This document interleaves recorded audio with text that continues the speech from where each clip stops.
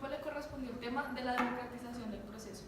En este sentido se produce un acercamiento entre las dos ramas más importantes del derecho, que son la rama civil y la rama penal, dentro de las cuales se adoptan principios que son comunes para las dos ramas, como la oralidad, libre apreciación de la prueba y el procedimiento mixto, que reúne el inquisitivo y el acusatorio.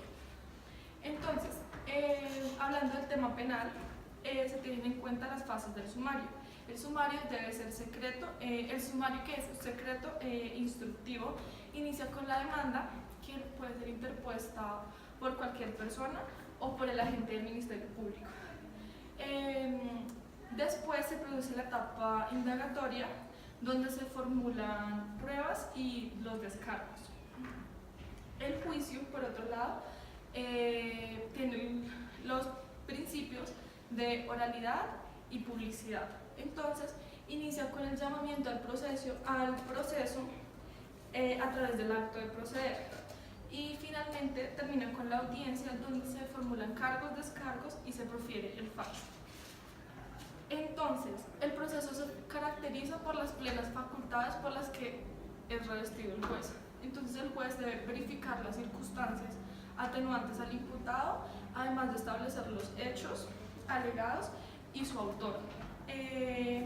Es muy importante decir que se reemplaza el principio del íntimo convencimiento del juez por el de la apreciación de la prueba y se reemplazan los jurados por jueces de derecho. Esto se hace porque se incurrían en muchos errores, porque los jurados no conocían el derecho positivo, entonces daban veredictos que eran contradictorios al derecho positivo. Por otro lado, el paso trascendental en la democratización del proceso se registra en la rama del derecho civil. Esto porque, como ya lo dije anterior, el proceso se contrata a dotar al funcionario de plenos poderes que tiendan a lograr un efectivo ejercicio del derecho y del acceso a la justicia. Además, el juez debe actuar según la igualdad de las partes. Esto para que la parte que tenga mayor poder en el proceso no pueda obstruirlas. Bien, el proceso socialista. Este proceso es acogido por los regímenes de Europa Oriental y la Unión Soviética, pero mayoritariamente la Unión Soviética. Este proceso tiende a desaparecer, ya que quiere darle paso a un mercado libre. Este proceso socialista tiene criterios y principios que caracterizan la etapa de socialización del romano germánico. Y esto porque quiere decir que tiene una caracterización romano-germánica, ya que tiene una calidad publicística. Tiene un avance en la administración de justicia recta y popular. Esto es lo que caracteriza la socialización del proceso. El proceso sigue los mismos lineamientos generales que caracterizan la etapa de la socialización en la familia romano-canónica. Esta diferencia hace que el proceso y los criterios que caracterizan el proceso socialista sean diferentes, ya que el proceso se rige por la familia romano-canónica. Esto quiere decir que el juez tiene plenos derechos, tiene una facultad para dirigir el debate, decretar y practicar pruebas, realizar actuación oral y libre de valor. A su vez, el proceso socialista tiene una modalidad novedosa, que es como su esencia, que sería el contenido publicístico del derecho sustancial.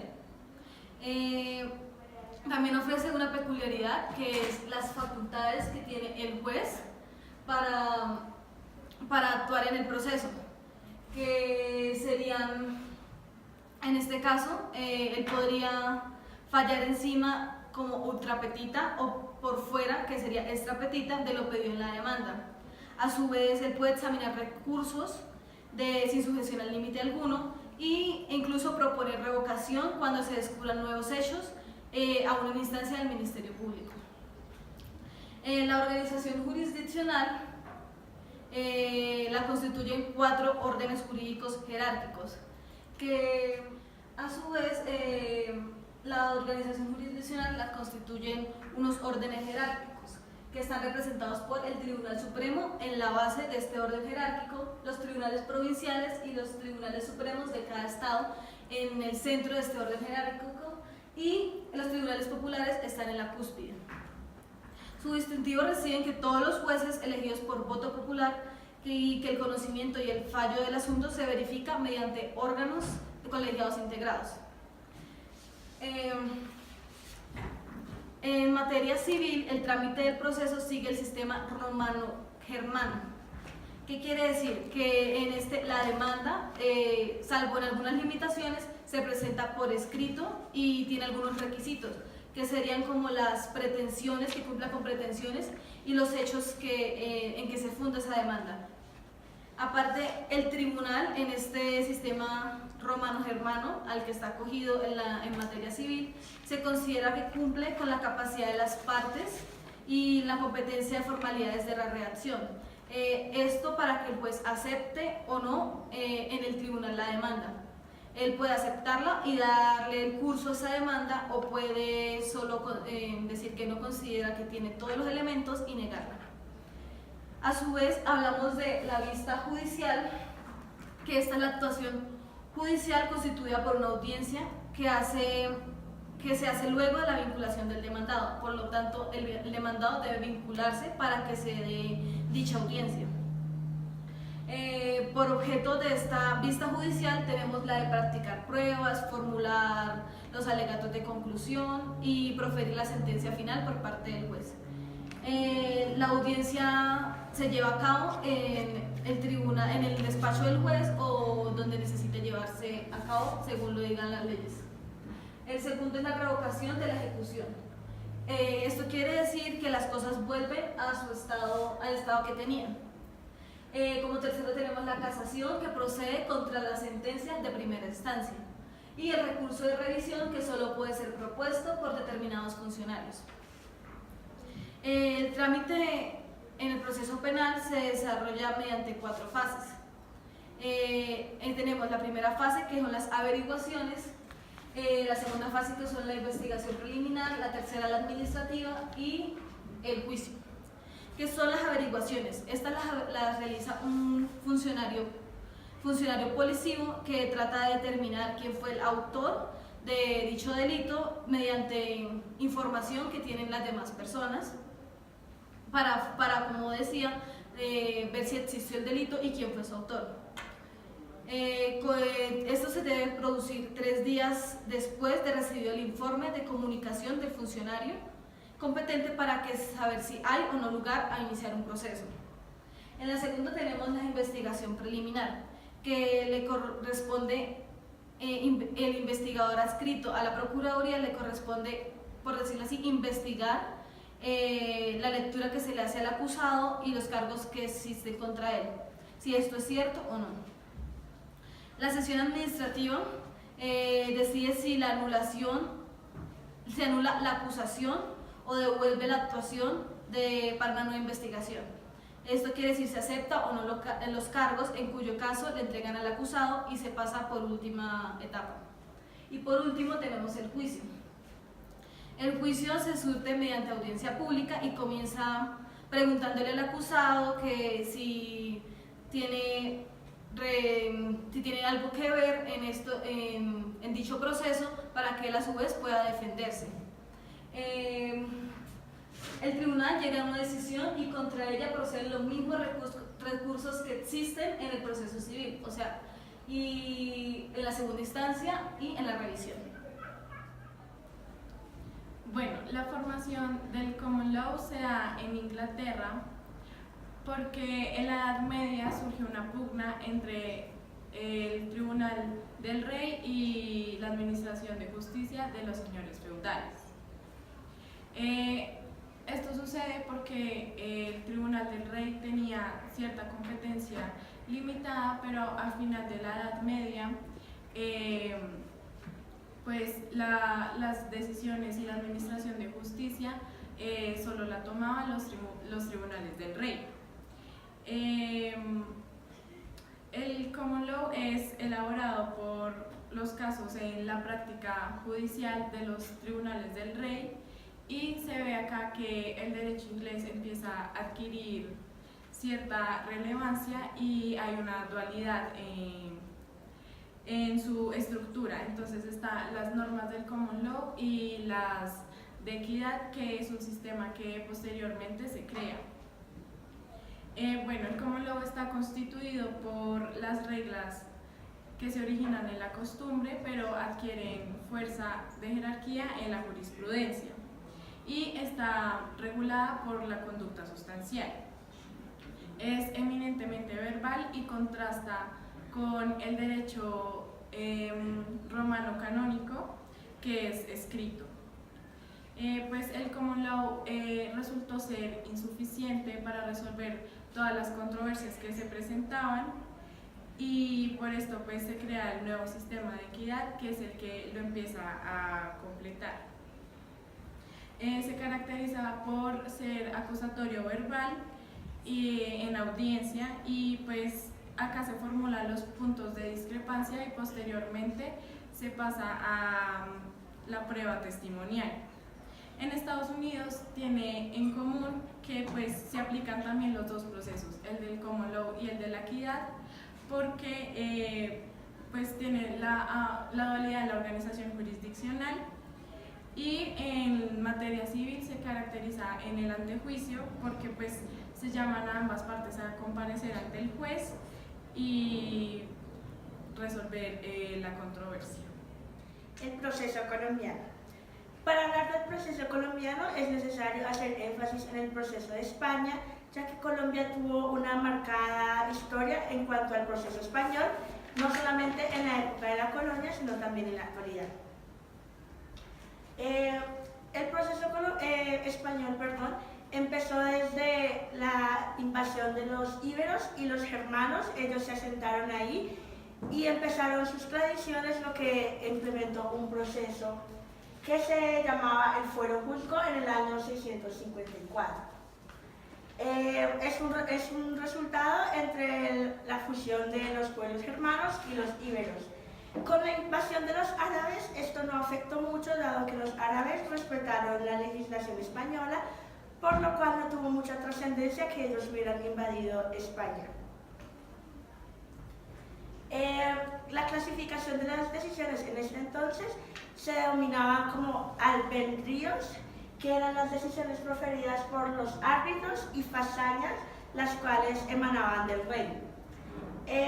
Tras la extensión de las tierras se vio la necesidad de crear una legislación que incorporara como las culturas y que se acomodara a la actualidad de España, por lo cual se creó el Fuero de León, que era una regulación muy por encima, lo cual no duró mucho. El Fuero Real y las 7 partidas también constituyeron intentos de unificación de la legislación española, pero también fueron regulaciones muy pormenorizadas del derecho procesal. En el territorio americano, durante la dominación española, época de colonización, se encontraba al rey como la máxima autoridad y la organización judicial. O sea, todo estaba básicamente a cargo del rey, lo que hacía que el proceso se tornaba algo lento. Dada la independencia de Colombia, en la Constitución de 1821 se estableció que siguiera la legislación española, dado que no había otra forma de legislación en el momento. Y en el año 1845 se da un sistema normativo completo con la recopilación granadina, que fue promovida por Don Lino de Pombo. Con el federalismo de 1858, el entonces Estado soberano de Cundinamarca adopta los códigos de procedimiento vigentes en España, que luego pasan a ser de la nación cuando ésta asume el régimen centralista en 1886. Con la ley 105 de 1971, denominada Código Judicial, que se componía de 3 libros destinados a la organización jurisdiccional, el procedimiento civil y el penal, se hace patente la influencia española, ya que fueron fuentes que se encontraban en la ley de de enjuiciamiento penal de 1872 y la de enjuiciamiento civil. Y realmente se deroga la ley de enjuiciamiento penal, pero queda con ese mismo nombre regulando las materias civiles. La tendencia de la socialización del proceso se vio reflejada en el Código Procesal del Trabajo, Decreto 2158 de 1948, en el cual se crea su propia organización jurisdiccional y se consagra el sistema de la oralidad. Además que se le dan facultades al juez como decretar pruebas de oficio, puede fallar ultra o extra petita, además que puede intervenir en la actuación de las pruebas, además que se integra la libre apreciación de las pruebas y se puede utilizar cualquier medio probatorio. Luego, ante un intento de modificar la legislación que estaba vigente, se expide el decreto 528 del 64, en el cual se eliminan los jueces de circuito y se integran otros que en realidad eran innecesarios. Esto generó un gran caos e hizo necesario que se expidiera un nuevo código de procedimiento que tuviera en cuenta las raíces y además los principios de socialización que se han mencionado con los límites que se han mencionado anteriormente, y que estuviera basado en los principios de socialización con los límites expuestos anteriormente. Entonces se expide el decreto 1400 de 1970, que cristaliza los principios mencionados anteriormente, elaborado por un grupo de destacados juristas, dentro de los que destacamos a Hernando Díez Echandía, el cual ya había insinuado la utilización de estos criterios. Los cambios principales que se presentan en este decreto es que le da facultades extraordinarias al juez, como decretar pruebas de oficio, citar a los terceros si dice que es necesario, ya que pueden resultar afectados con la decisión a razón de la actuación de las partes. También puede reconocer todas las excepciones de mérito, aunque no hayan sido ejercidas por el demandado, salvo la compensación, la prescripción y la nulidad relativa. También estima la libre apreciación de las pruebas y las evalúa de acuerdo a su sana crítica. Y finalmente, se permite la utilización de cualquier medio de prueba para probar los hechos.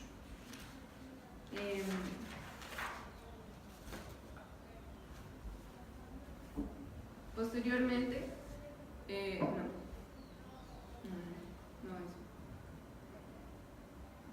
la actuación conserva su sistema predominantemente escrito, salvo en las pruebas de carácter personal, como el testimonio y la declaración de parte. Entonces, posteriormente, el Congreso expide la Ley 30 de 1987, en la cual se le da facultad al Ejecutivo para que durante 2 años pueda hacerle ajustes a la Administración de Justicia, además de crear la jurisdicción agraria y de familia.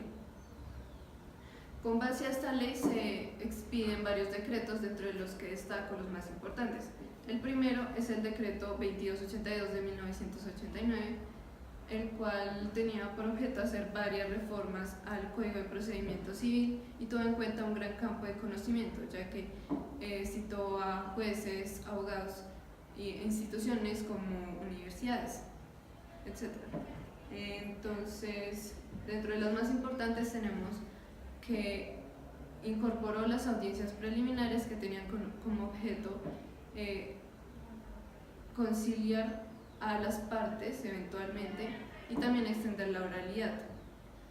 Además que crea 2 formas de proceso verbal y le asigna un considerable número de casos. Por lo demás, conservó los principios del procedimiento civil, además que aclaró algunos aspectos que habían sido de controversia. Los decretos 2272 y 2303 de 1989 tenían como objeto principal crear la jurisdicción agraria y de familia. Entonces, ellos, como eran unas áreas especializadas, simplemente se dedicaron a reproducir lo que estaba en el Código de Procedimiento Civil, aclarando algunos puntos en los que habían vacíos y particularmente en materia probatoria. Y finalmente el decreto 2273 de 1989 suscitó la creación de la jurisdicción comercial al darle competencia a algunos jueces civiles para que solucionaran algunos asuntos mercantiles. Sin embargo, el desarrollo de esta se vio frustrada por objeto del Consejo Superior de la Judicatura. Bueno, yo les voy a hablar del decreto 181 de 1981, que fue proferido por las facultades extraordinarias que le daba el gobierno la ley sexta de 1979. Este decreto lo que buscaba era adoptar un nuevo estatuto procesal, pero no alcanzó a entrar en vigencia debido a la sentencia del 3 de noviembre de 1981 que declaró inexequible el acto legislativo 1 de 1979, el cual creaba los fiscales de formulación y de acusación. Este acto legislativo seguía los criterios del common law. Las consecuencias de que haya desaparecido este decreto fue que se crea la ley segunda de 1981 que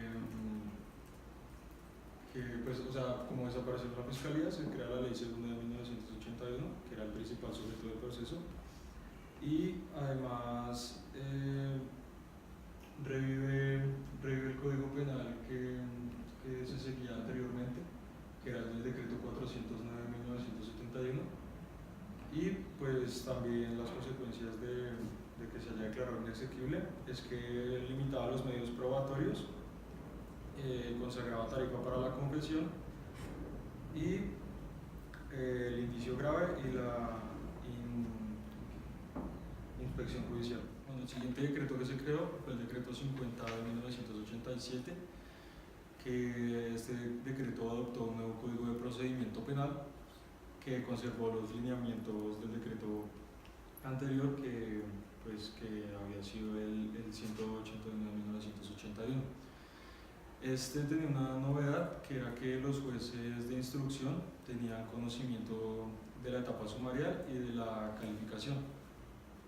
También, otra novedad es que si había sentencia resolutoria, podían surtir el juicio entre el fallador, el juez de circuito o el superior, fuera cualquiera de estos tres.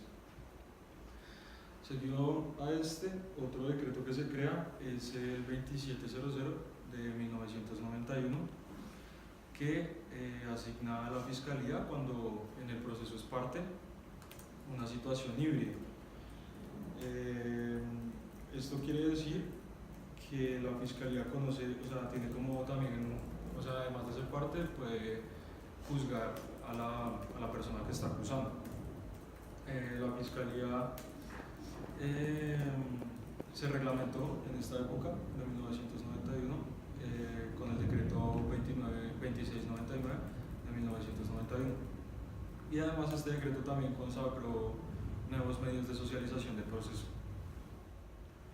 Bueno, la última ley que se expide conforme a lo del Código de Procedimiento Penal es la ley 600 del 2000, que expide un nuevo código de estos, pero este código tiene una vigencia reducida debido a que la ley 906 del 2004 lo excluye.